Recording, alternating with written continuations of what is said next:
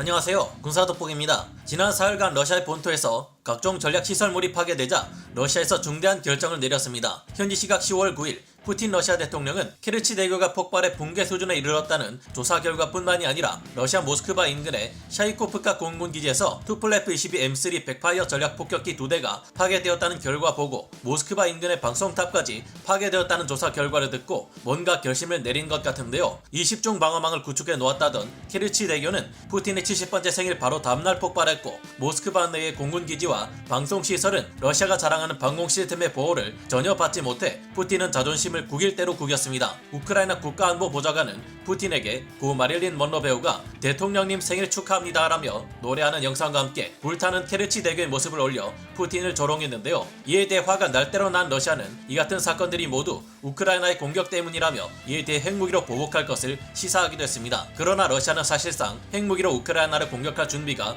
전혀 되어 있지 않다는 분석이 미 중앙정보국인 CIA의 관계자를 통해 등장했다고 합니다. 그 이유는 뭘까요? 전문가는 아니지만 해당 분야의 정보를 조사 정리했습니다. 본의 아니게 틀린 부분이 있을 수 있다는 점 양해해 주시면 감사하겠습니다. 현지 시각 10월 9일 러시아 관영 매체인 리아 노보스티 통신이 보도한 바에 따르면 다음 날인 10월 10일 푸틴 러시아 대통령이 최근 1년간 있었던 러시아 연방 영토가 공격당한 사건들과 이에 대한 대응책을 논의하기 위한 NSC 긴급 국가안전보장회의를 소집했다고 합니다. 이 NSC 회의에서는 러시아가 결국 우크라이나에 대한 전술핵 공격 여부를 결정할 것이라는 전망이 여러 등장함에 따라 전 세계가 우려하고 있는데요. 미 국무부에서 운영하는 보이스 오브 아메리카 방송에서는 이번 NSC 회의를 통해 러시아가 우크라이나에 대한 보복 조치 일환으로 전술 핵무기를 사용한다거나 아직 특수 군사 작전으로 제한되고 있는 이 전쟁을 전면전으로 확대시키겠다는 선전포고를 하는 것과 같은 매우 위험한 중대 결정이 나올 수 있다고 경고하고 있습니다. 푸틴 러시아 대통령은 역시나 자신들이 핵 공격을 감행할 명분을 마련하기 위해 이전에 했던 말을 뒤집는 모습을 보였습니다. 이전에 러시아는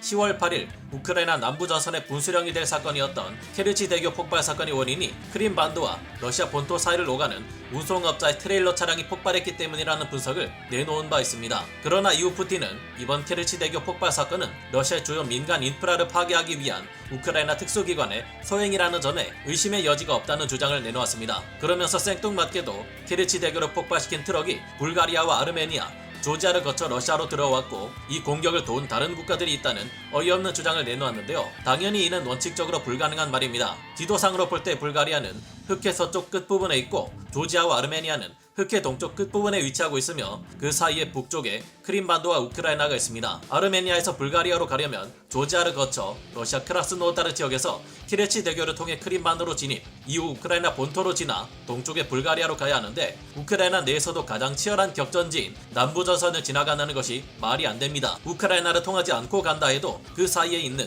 튀르키예와 이스탄불을 지나가야 하는데요. 애초에 불가리아는 나토 국가이고 조지아는 반러 국가, 아르메니아는 친러 국가이기에 정치적으로 대립하는 이들 국가 사이를 트레일러 차량이 마음대로 오갈 수 있다는 것 또한 말이 안 됩니다. 그러나 어쨌든 푸틴 러시아 대통령은 최근 연이어 일어났던 러시아의 전략시설물 파괴 사건들의 배후가 모두 우크라이나라고 주장하면서 핵 보복 공격을 염두에 두고 있으며 영국의 더 타임즈가 현지 시각 10월 3일 보도한 바에 따르면 500m 높이에 이르는 엄청난 방사능 쓰나미를 일으켜 적군을 초토화시켜버린다는 핵 추진 핵 수중 드론 포세돈을 탑재한 벨고로드 잠수함을 북극해로 초랑시키기까지 했습니다. 그러나 데이비드 퍼트레이어스 전 미 중앙정보국 CIA 국장은 최근 월스트리트 저널을 통해 러시아가 전황을 바꿀 방법은 사실상 없다. 러시아군은 핵 활동에 대한 대비가 전혀 안 되어 있다. 핵무기를 쓰기 전에는 반드시 준비해야 할 것들이 있는데 러시아군 자체가 위험한 상황이다라며 지적하고 있습니다. 그가 말하는 준비란 핵미사일에 대한 주기적인 정비를 말하는데요. 핵미사일이 유사시 문제없이 날아가기 위해서는 창정비를 통해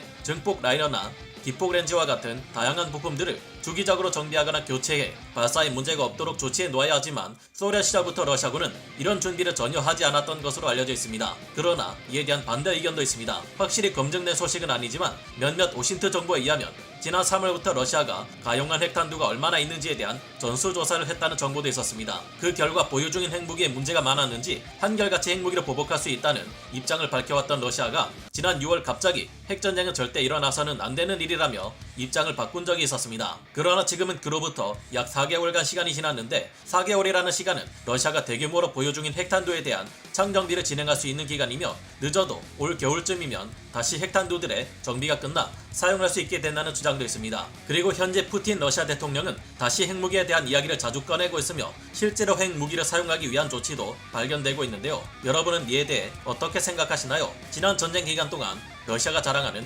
이스칸데르 전술탄도 미사일이 공중에서 불발되거나 근처에 추락해버리거나 다시 180도 유턴해서 되돌아와 이를 발사한 부대를 타격한 적도 있었죠. 러시아가 정말로 핵미사일을 사용하려다가 이 같은 결과가 발생한다면 두 번 다시 핵미사일로 우크라이나를 타격하겠다는 무모한 소리는 하지 않게 될지도 모르겠다는 생각도 해보게 됩니다. 오늘 군사 돋보기 여기서 마치고요. 다음 시간에 다시 돌아오겠습니다. 감사합니다. 영상을 재밌게 보셨다면 구독, 좋아요, 알림 설정 부탁드리겠습니다.